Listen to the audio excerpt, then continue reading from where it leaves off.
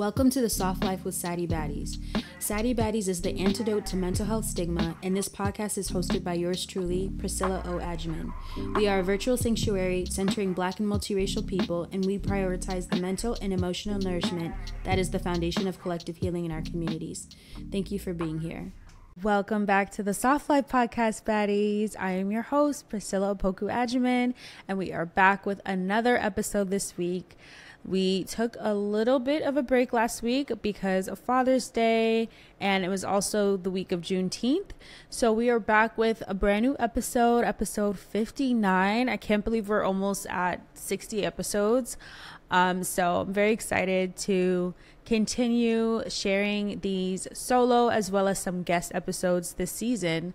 We actually just recorded with our next guest episode earlier today, so stay tuned for that. That episode will be out next week.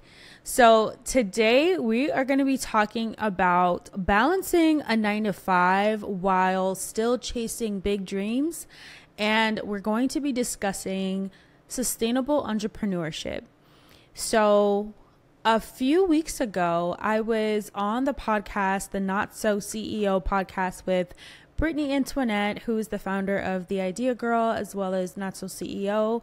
And we had such an incredible conversation about creativity, about entrepreneurship, and building a brand from scratch, essentially. And one topic that came up during our conversation was the concept of sustainable entrepreneurship.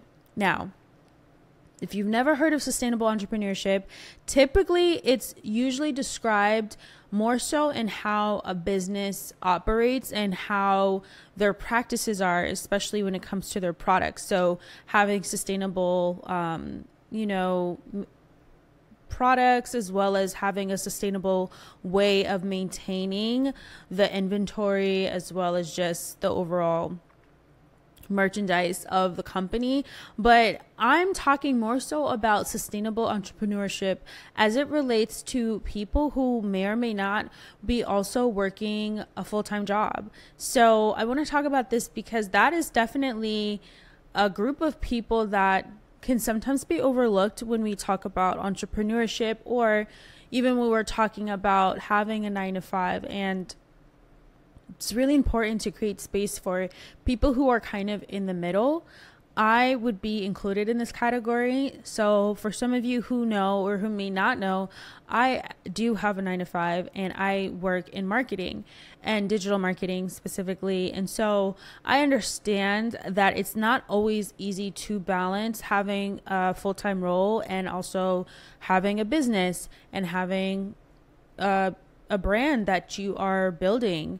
And so I want to create space for those conversations because sometimes it can feel like it has to be one or the other. It can feel like we only have to be basically a corporate baddie in order to thrive, or we only have to be full 10 toes down in entrepreneurship. And if you especially live in an area or a city like New York or LA, what you'll find is that a lot of people are doing both, and a lot of people are juggling, balancing, having a role that they have, Monday through Friday, or maybe even on the weekends, and then they have their brand or their business that they're building. Some people call it a side hustle. Maybe it starts out as a side hustle or hobby. Maybe you're into painting and you start selling your paintings on Etsy, or maybe you are a DJ and you fall in love with DJing and you do it on the weekends, and that becomes your side hustle. I'm talking more so about the people who are really in the middle with it. And there sometimes is that transition from side hustle to it being a full-blown business, something that you don't treat like a hobby and something that you are paid to do. However, I think both of those roles and both of those experiences require different levels of responsibility. So there is so much space and there's so much to talk about when it comes to sustainable entrepreneurship. Now, a lot of people have been sharing, especially online, I've been seeing this a lot on TikTok, that the girls who are corporate baddies but also have a business or are building a brand are sometimes more relatable than someone who is just doing one or the other, because it shows that there is that middle ground. And well, I do think that there's relatability that comes from following maybe someone who is an entrepreneur full time, or following someone who is in their corporate bag as well. I do think that we can learn a lot from the people who are doing both very gracefully and trying their best to, you know, join their team's meetings and do all the things they need to do for their 9 to 5, but also show up for their business.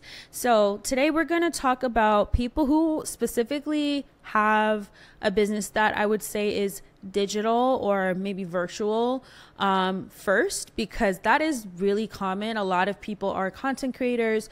Some people are podcasters like myself, but I wouldn't call myself necessarily just a content creator or just a podcaster. I am a creative entrepreneur because I do a little bit of both. I do some content creation. I work with brands to create original content, videos, written posts, but I also am a speaker, and I'm somebody who has given keynote speeches and has gone to conferences and spoken at panels and colleges and universities and different brands, even corporate clients. So I am a little bit of both. I have, you know, the business model of a digital first business, that being SADDIE BADDIES, that being this podcast. However, I also myself as an individual have been able to leverage some of those skills and my experience to, essentially make extra additional income with those skills of speaking and also being relatable in that regard, especially when it comes to my background and my career background. So I know the last time we talked was about decentering work, which is kind of ironic because today we are kind of talking about work, but we're also talking about life outside of work and how we can have a more holistic and a sustainable way of balancing the two. So what is sustainable entrepreneurship? So as I mentioned, typically this relates to building a sustainable product or a service lifestyle. A service life cycle. But to me, it means more so having practices and systems in place in order to support you and your business. And there is no business without you. So why not nurture yourself? Why not pour back into yourself and make sure that the business and what you are creating, the brand that you are creating, is sustainable? So I have identified 5 different pillars of sustainable entrepreneurship, and this took quite a bit of reflection because I had to sit and define, okay, what is sustainable entrepreneurship? What does it mean to be a sustainable entrepreneur? What does it mean to practice sustainability and wellness and have that be the center of your business and what you do, is instead of it being solely for profit? So the first pillar is done is better than perfect. So with this mindset and this concept, when you are focusing on the progress over the perfection, you are prioritizing completing a task over achieving absolute perfection. And this mindset helps to prevent burnout because you're not hyper fixated on the little details that may not even actually matter at the end of the day. And this actually helps to keep your business moving forward. For example, there have been times where I have wanted to do a podcast and record a podcast episode, but maybe I'm just like not finding the right words to say, or the topic doesn't feel as fleshed out as it could be, and it's not as polished as I would really, really love for it to be. Guess what? Sometimes I'm going to still put that out. And I've noticed that a lot of times the episodes that I don't fine tune as much end up doing really, really well. And those are the episodes that get shared the most and have the most downloads, and there's the most conversation about that specific topic or episode. So I've definitely learned to not focus so much on something being perfect and rather focus on it being completed. And sometimes when you hyper focus on the perfection, it can stagnate you. It can prevent you from actually making progress and taking the steps forward to try it again or do it better the next time, because you're still hung up on what you did wrong and beating yourself up. So definitely done is better than perfect. That has been something that has allowed me to have space to mess up and to make mistakes, but also given me the room to take notes as I go. The next pillar is to get help or outsource. So this requires a level of skill. Sometimes when we want help with something, we don't know how to ask for help, because what we're missing and the skill that we need is actually knowing how to delegate.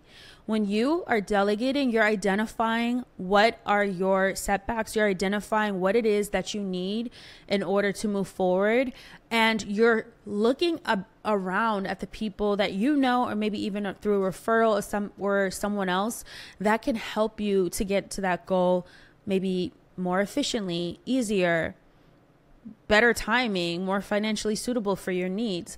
When you're delegating, you're allowing yourself to see your setbacks or your problems from a bird's eye view and from a very objective place. So when you are able to delegate and delegate tasks, you recognize that you cannot do everything by yourself.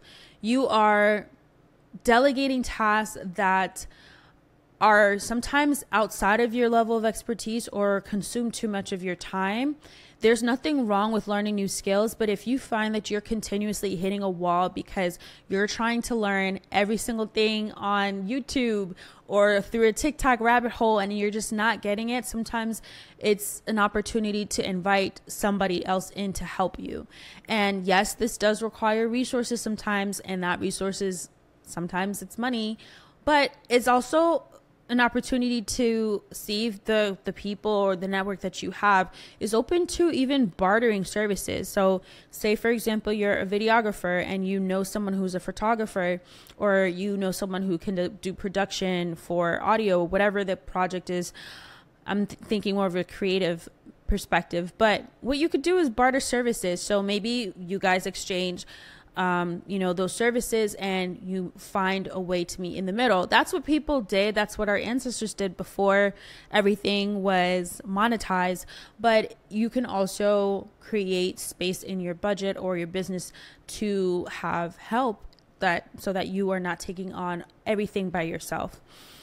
And of course, you want to be able to build a supportive network. So when you're outsourcing, a lot of times what's really helpful is to get somebody to refer. So if you are looking for somebody specific with a very specific skill, it's really helpful to have someone who can kind of just refer you, be like, hey, I know this person, I know a web designer, I know a graphic designer, I know a brand designer, brand strategist, a content creator, whatever the case is, and I can recommend that person for you, and that's going to help you to build that network. The next pillar is to recycle, reuse, and recreate. So I am a firm believer that a lot of the content that we see, especially online, we think that people remember everything, and 9 times out of 10, they don't. Think about the last 25 TikToks that you watched. Can you even think about the last 25 TikToks you watched? Probably not. We assume that people have the memory that is so sharp and that can remember every little detail, when a lot of us can't even remember what we ate for breakfast the day before. Post the damn content. Post it. It's okay if you recycle it. And one thing that we have done, and it's not a secret, is reuse content that has performed well. Sometimes when you feel like you've put in a lot of time and effort and energy into creating something, especially if you're someone who has a mainly online business or a digital business that's relies on social media for engagement or for viewership, sometimes it can be frustrating when you spend a lot of time on something and you feel like it's not getting the views that it deserves or the likes or the engagement that it deserves. Find a way to recreate that. Sometimes a video topic is better as a podcast episode, or sometimes carousel post can be turned into a blog post or a newsletter. There's so many different ways to recycle content. And this is something that I've shared before. I am a long form content girly through and through. That is a big reason why I got into podcasting to begin with 2 years ago. And I love it. And I never looked back, because in a world where we're seeing 0.5 seconds of a video and deciding if we want to continue watching the rest of the 2 minutes of it, it allows you to be more intentional with what you're consuming. And that is sustainability in itself, being mindful and having mindful consumption, and not, just sitting on your phone for 4 hours on TikTok and not even retaining anything that you're watching or observing or learning. And sometimes we're not even learning anything, and that's okay. I am a firm believer that you should have your guilty pleasures, or you should just be able to kind of like have some brain rot and allow yourself to just let go. I do that all the time, but I do also feel a responsibility to practice mindful consumption, because I am a creative person, and sometimes mindless consumption can destroy my creativity. Sometimes mindless consumption can make me feel like what I'm creating is not good enough. And then I realize it's just because I've been chronically online, and I need to get off. I need to touch some grass. I need to, do my morning routine, all those things that help me feel like myself again, and not fall into this trap of the matrix and feeling sucked into it. So yeah, I definitely encourage you to take a beat, check in with yourself, but definitely reusing content is a great strategy for having more of a sustainable creative practice. And I think a lot of us also forget repetition is good. Repetition is how people become familiar with us. That's why people have intros to their YouTube videos, or that's why, your creator might wear the same type of shirt or the same type of hairstyle every time they record, because it provides familiarity to the people that are watching. And if you pay attention, a lot of creators are doing this. I mean, think about like Monet, when she started out making her videos, she's always in her room or in her house somewhere, or maybe in her car, and doing her makeup videos, and, the self-waxing videos. Like, I remember when I first started following Monet a couple years ago, I was like, there was definitely a consistency to it. Or someone like Alex Earl, or other creators that have created a sense of familiarity and a sense of trust with the people that are consuming their videos. The list goes on, but that is actually a recipe for success. And people sometimes think they have to always recreate the wheel, when you actually need to go back to the drawing board and keep doing what's working and give it time. And I think because a lot of us are focused and hyper focused on the metrics and the numbers, we don't give ourselves time to become familiar with the people that are engaged with us. I think another way to frame this is also look at the people that are viewing or watching or observing your content. Maybe it's not getting the numbers that you want initially, but say you have 100 views on something and you really want to boost it up to 500 or 1,000. Imagine 100 people coming into your room and watching what you're doing. Like, that is kind of wild. But when you think about it, when you actually humanize the experience of what we have on social media, it becomes a little bit more sincere. And it also allows you to feel a little bit more grateful for the progress that you are making. And as I said before in a previous episode, replacing that feeling of accomplishment as appreciating the effort that you're making. So you have to appreciate the effort you're making and take those baby steps so that you can create something even bigger and better. And little by little, your people will find you. I guarantee it.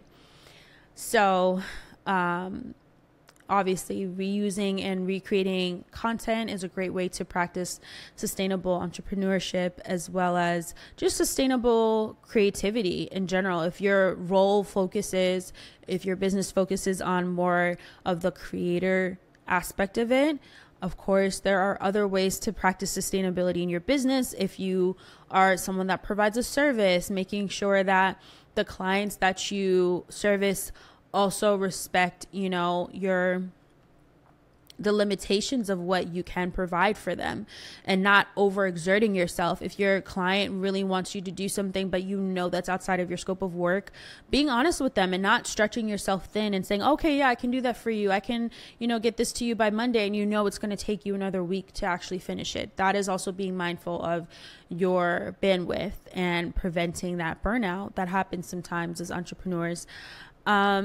The next is wellness being the center of everything that I do. And wellness truly meaning the harmony of my physical, mental, spiritual, financial health being the center of everything that I do. And so incorporating wellness into my day-to-day and having that be the foundation, having that work-life balance as well. So for example, I have stressed this a lot, but just having practices, routines, systems that help you to thrive, sustainable practices that help you to thrive will always be something that you can come back to. So having wellness at the center of what I do. There are times where I'm just like completely exhausted and I cannot bring myself to record an episode. I cannot bring myself to create something new on any of our social channels, or I have to give myself an extension for turning around a project for a brand partner or a client. And so I think it's remembering to check in with yourself. And that means like also scheduling time for self-care. So scheduling time to go see your doctor, scheduling time to go take a walk, to move, to be with your family, your friends, your loved ones, and not completely getting lost into the hustle culture of it all. Because although it is really important to, to work hard and make sure that you're giving it your all, you also don't want to lose yourself too. So that wellness being the pillar that brings you back every time is what's going to allow you to have this be a sustainable part of your life and not just something that you do for maybe a year or two and then you give up because it was just, you're burning at both ends of the candlestick. Last aspect and pillar of sustainable entrepreneurship is if it's not broke, maybe don't always fix it, but be open to the pivot. I have talked about the art of the pivoting and adapting and changing is one of my favorite things to do. I think part of it is me being a mutable sign as a Sagittarius. It's very easy for me to adapt to change. However, I do think that having a mindset of being open and adaptable will allow you to give yourself some grace. And this comes in many forms, but for me, it comes in the form of taking in feedback often and early. If I am trying something new and I really, am curious about how it's going, I want to make sure that I can take in that feedback so that next time I do need to pivot, I have kind of like data points to prove it. Okay, this is what went right. This is what worked. And then next time, this is what I'm going to do even better. This is something that we do after every single event that we have with SADDIE BADDIES. At our last podcast, our live podcast recording, we sent out a survey to our attendees and asked them for very open and honest feedback. And we got some really, really good insight into what went well, what was great, and then maybe what we could do differently next time. So that doesn't mean that I would recreate the wheel. Again, if it's not broke, you don't have to fix it, but be open to the pivot. So that allowed me to see, okay, in hindsight, this is what was great, but this is what we could do better. And this requires time. You need time to reassess. You need time to reflect on what's working and what's not working. And also being able to let go and not be too attached to the outcomes, and allowing yourself to know when something is not working. When you're being met with hella resistance about something and it just doesn't seem to be growing, it's not nurturing you, maybe it's not even servicing the client that you have or the brands that you're working with. If you feel like you're really struggling with something, being able to pivot and see, okay, this is not working anymore, I cannot sustain this, and how am I going to move forward and move past this? And sometimes that is letting go. And then again, this all goes back into being able to recreate and reuse, and that just comes from a place of reflection and being open and honest with yourself. So more specifically, we're going to talk about balancing that 9-to-5 role or their full-time job while chasing big ass dreams. Okay. So first and foremost, I swear by this, but having a solid morning and night routine, part of decentering work and just labor in general, is having routines and habits and systems that help you thrive outside of your job. So regardless if you're employed or not, regardless if you have a business owner, if you're a business owner or not, these are still things that you do in order to help you to be well. And so for spicy folks like myself, sometimes it can be really hard to stick to routine, which is why I like to use the morning and night menu method. We have a whole episode on creating a morning and night menu. This has been a really good resource for especially our folks who just really struggle with routine and continuity of habits and practices. It is sometimes a cognitive thing. It's not always a willpower thing. So I want to make that clear. Again, being neurodivergent myself, I definitely feel like sometimes we can feel shame for not being able to stick to a routine or stick to a certain practice for a very long time, because that's just not how our brains work. However, I do think that having some type of flexibility, but having that loose framework of a morning and night menu is a really good way to set yourself up for success. So having a really solid morning and night routine. When I tell you that I was not going to be able to continue doing SADDIE Baddies if I did not have a morning and night routine, like that's how important it is to me. Because before I was able to work from home and have a remote job and, work in an industry that is a little bit, honestly, it is a little bit more, I would say it's less physically demanding, not as much manual labor for sure, marketing compared to what I was doing before, which was clinical research, and prior to that working in a hospital. So I would say, when I had to commute, when I was doing the commuting, when I was literally going into the office and traveling for work several times a week, that was really extremely hard on my mind and my body. I almost broke down multiple times. I did break down actually multiple times. And I think what always came back to something I always came back to in those times was my morning and night routine. That was like the little sliver of hope that I had. I was like, you know what? Nothing else feels like it's going right, but damn, at least I got to meditate for 5 minutes today, or, I got to move my body. I got to do some yoga, some stretches. And now, I have so much more space and room to breathe and do what I need to do to take care of myself before I even log into work. And that's a blessing. I don't take that lightly at all. I really don't take that lightly, but I really encourage you, if you are in that space right now where you cannot afford to have a 2-3 hour morning routine, you don't need to make it that dragged out.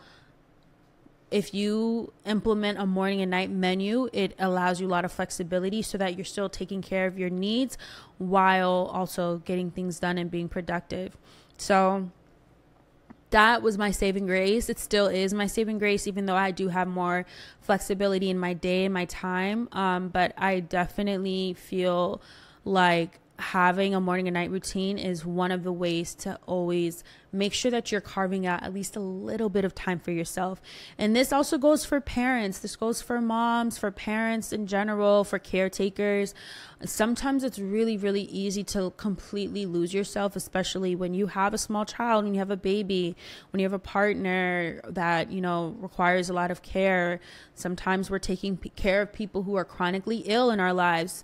And so you definitely want to make sure that you are still carving out time for you, because you cannot have all of everybody's weight on your shoulders and not take care of yourself. So definitely having a morning and night routine is something that I cannot state enough. Truly, it really did save my life in a lot of ways.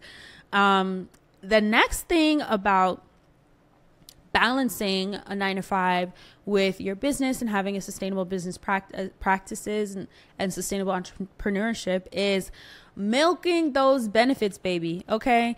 If you have an employee assistance program at your job, this is typically a program that is funded by your company, your corporate, or sometimes just your company in general, and they will provide you specific services that benefit not only you, but your family. So some of those include free counseling, therapy, free legal counsel, life insurance. What else? There are so many different services and sub-services in the employee assistance program. Sometimes it's, having your your like parking and stipends for healthcare. All of these different benefits in your employee assistance program is really there for you to use. You'd be surprised how many people do not use their EAP at their jobs because they just feel like, well, I don't need to use it, or I already have a therapist, so I don't need to use it. Like, if you do already have one, that's great,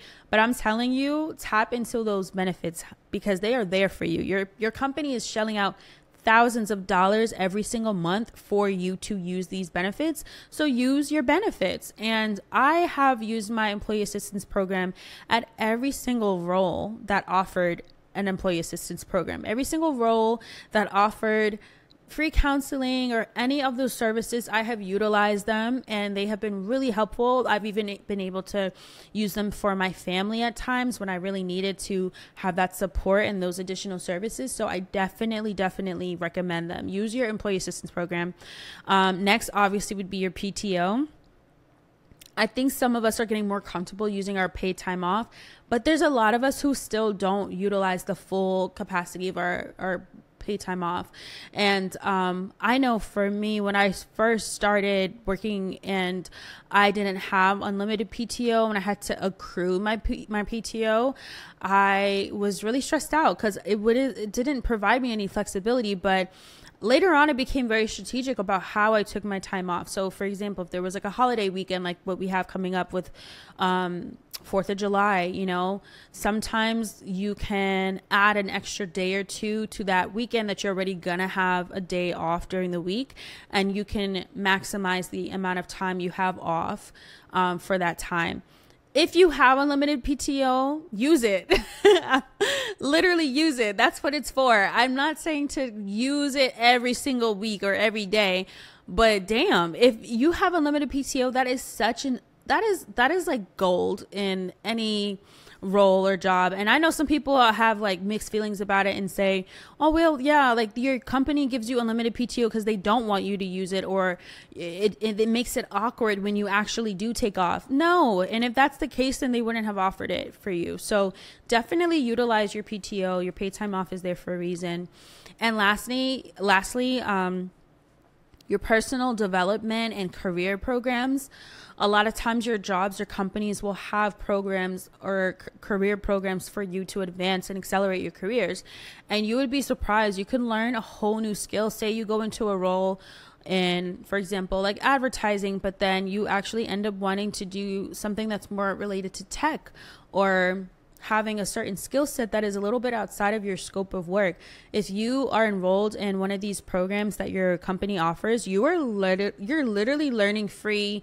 You're getting free knowledge. You're getting free information. You're getting paid to learn, essentially, because you are getting paid at your job, but you're also getting paid to advance your skill set. So there are so many courses that you can take. If your job or company doesn't offer this, you can also check LinkedIn. LinkedIn has a whole hub, a whole literal resources of professional learning. You can get certified. There's also Google offers certifications for a lot of different roles in marketing as well as in tech, in specific tech roles. So definitely tap into those. But milking those benefits is going to allow you to balance your 9-to-5 while chasing those big dreams, because at the end of the day, the more information and skill set and diverse that your skill set is, the more you have the option to stay or pivot or leave one day. And so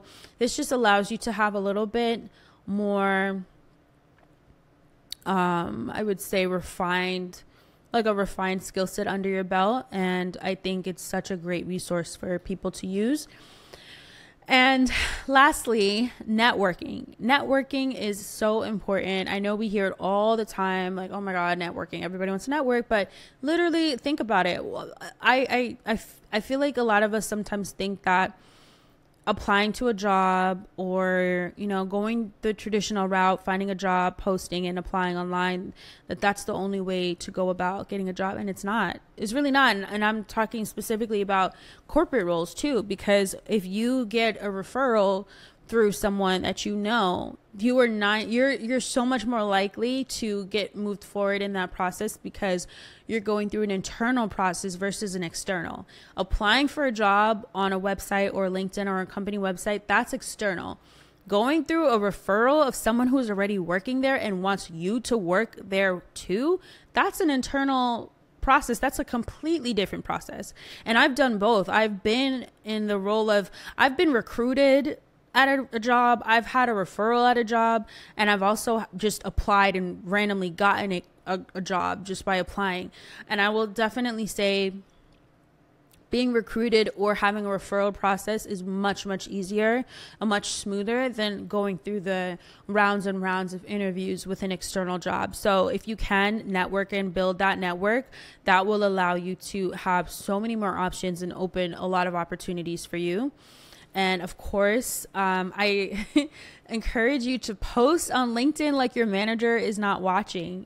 Sometimes we are afraid to show up, even in our own digital spaces, whether it's Instagram or, TikTok, whatever. But specifically on LinkedIn, I think that people are sometimes afraid to share content or share updates or what they're working on or interests or their hobbies or their side hustles, even because they're afraid of what their manager's going to say or how they're going to be judged or feared. Now, if you have a conflict of interest clause in your contract for your employee contract, that is a different story. I definitely encourage you to look over that contract before you start promoting like your business or your side business, because that could create some legal issues down the line. But truly, if you really do feel like, okay, this is my passion anyway, this is what I want to do, my 9 to 5 is really just for me to have health insurance and pay my bills and, just have security in this crazy economy, then you also have to make that decision at the end of the day, what is more valuable to you. So again, I definitely encourage you to, just post more freely, share what you're working on. And also, if you don't feel like posting, you can just connect with people on LinkedIn. You can connect with anyone and you can send them a message and say, hey, this is, my name is, so-and-so, this is what I'm working on. Can I send you, my website or my portfolio? And you'd be surprised how people are open and receptive to it. Obviously, if somebody is working specifically in consulting or they have their own kind of like consulting business, you don't always want to pitch to them because they pay, they require that service. That service is paid, so you don't want to take advantage of their time and their energy and resources and ask them to basically use up their free time to look over your portfolio. But you would, again, there's no hurt in asking. I think a lot of us are way more receptive to helping one another than we think. I've gotten cold DMs on LinkedIn before. A lot of times it tends to be from students, I would say, students who are interested in their master's in public health, or people who want to learn how to pivot into a role like marketing with having a traditional science background like I did. So sometimes I do respond, other times I am busy and I don't have the time. But I think like having that courage to reach out to people, you'd be surprised how many people are open to helping you out. And last but not least is learning to rest, not quit. There are so many times where we just need to literally take a break. We need to stop. We need to take a pause, take a beat. We don't necessarily need to quit and give up on what we've been working on, our dreams, our big goals. Like, it's okay to take that beat. If you don't have the bandwidth, if you don't have the time, the energy, and your body's telling you to rest, I definitely think that a lot of entrepreneurs, sometimes we ignore the signs that our body's telling us. Like burnout is very real, and a lot of us have probably even experienced some of it and are just not listening to what our bodies are telling us in terms of what we can actually handle. So listen to your body. If you are exhausted, if you are not okay, take a break. and come back to it when you feel aligned. And again, sometimes it's about pivoting altogether or learning when to let go. And sometimes I think that specifically with Black women, we feel like we have to just push forward no matter what. And in reality, sometimes the answer is actually stopping completely and giving ourselves a break, a chance to breathe. And I don't think we need any more panel discussions about how to push through. I don't think we need any more of those conversations about the issues that we know are so obvious when it comes to funding specifically. Like, really, let's get into the nitty gritty of why so many of us feel that way. We feel burnt out. We feel frustrated. We're exhausted, is because Black businesses receive less than 0.5% of venture capital funding.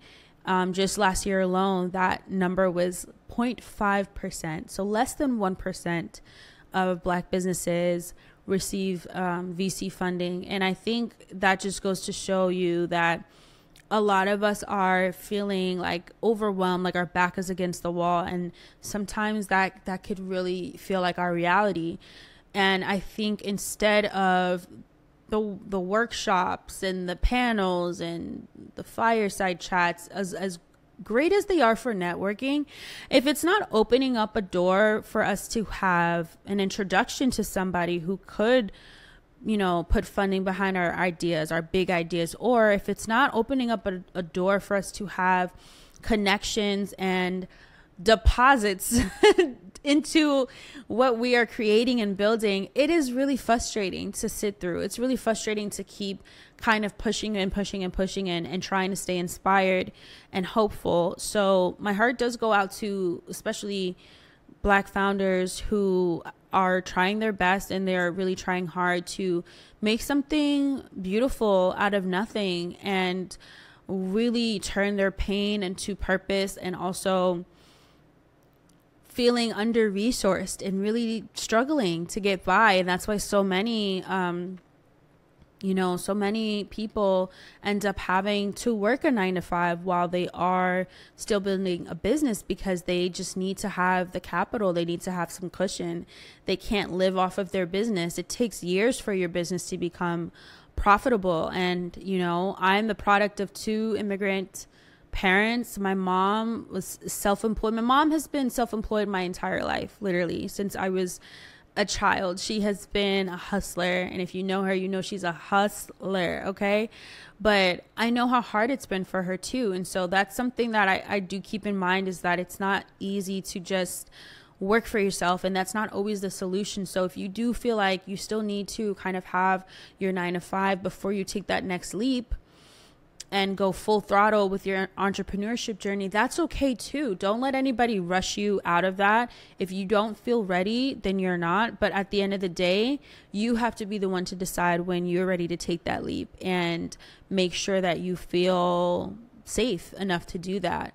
A lot of people recommend obviously having at minimum like a year's worth of savings, expenses saved up before you even decide to quit your job. And so you have to be, again, the one to decide what your lifestyle is. What do you have, on a monthly basis that's reoccurring? Can you live off of just the bare minimum? Can you live off of having a slow month of entrepreneurship? A lot of entrepreneurs share that. Even like my nail tech, like she shared before, like, yeah, January tends to be like slower for me, and then it picks back up. Like, everybody has months where it's a little bit slower, or you might have more business depending on what the demand is. But you basically have to be ready to pivot and have a backup plan. Like, what are you going to do when you don't have a client for a few months? Are you going to just stop altogether? Are you going to give up? Are you going to offer more services? Are you going to scale back? Are you going to close your books up? Like, you have to be the one to decide that. And obviously having a business coach or somebody to help you and guide you through those questions is ideal. And I think that that's one resource that, at minimum for Black founders and creators if we don't have the funding to completely bootstrap our companies and get it to the startup level that we want, at minimum we can have that coaching and we can have that mentorship that we really could benefit from in the meantime. So I have a lot of opinions and a lot of thoughts about the state of specifically Black entrepreneurship, but I hope that you have taken away some insight into sustainable entrepreneurship. I know so many incredible creators and entrepreneurs and founders and people who are also just starting out, people who are dipping their toe into content creation and they are trying to figure out if this is something they want to do full time, or people who are freelancing, and there's different types of demands and responsibility for every single role that you're creating. So I just hope that you're giving yourself grace, and I hope that this episode supports my fellow creative entrepreneurs, the ones who are balancing a 9-to-5 with their big dreams. And it's important to stay inspired. Again, one way that I try my best to stay inspired is to take breaks, for sure, and also to spend time with my loved ones, to spend time with the people who help me remember who I am and can pour back into me as well. That cannot be stated enough. So I hope this episode helped you, and I will see you next week with our guest episode. We have a very special guest. I'm super excited to share that with you, and stay soft. See you next week. To stay connected, join SADDIE BADDIES on Instagram, Pinterest, Twitter, and more, and sign up for our monthly newsletter on SADDIEBADDIES.com to stay in the loop. Sending you hella love, and stay soft, baddie.